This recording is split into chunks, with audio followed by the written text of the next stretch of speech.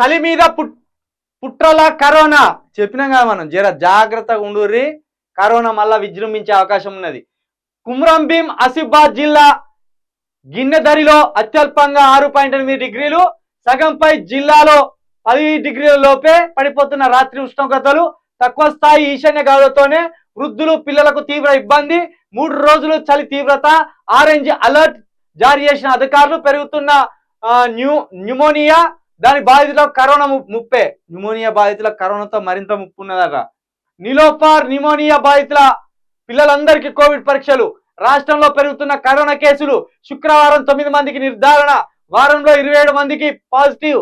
Majority కేసులు హైదరాబాద్ లోనే.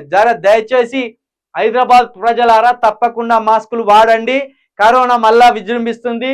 ఈ చలికి మరింత, అసలే చలి తీవ్రత ఉన్నదంటే దాని మీద కరోనా అనేది మరింత ప్రభావం చూపించే అవకాశాలు ఉన్నాయని కూడా ఇక్కడ ఆంధ్రజ్యోతి ఒక మంచి వార్తని రాసుకొచ్చింది.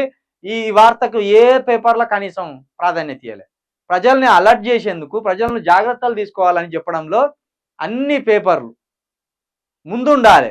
లేదు ఎంతసేపు భజన కొట్టడానికి తయారైనాయి ఈ పేపర్లని. జరగి కరోనా విషయంలో తెలంగాణ వ్యాప్తంగా ఉన్న ప్రజలందరూ కూడా తప్పకుండా దీని మీద జాగ్రత్త పడాలని మరొకసారి చెప్తున్నాం.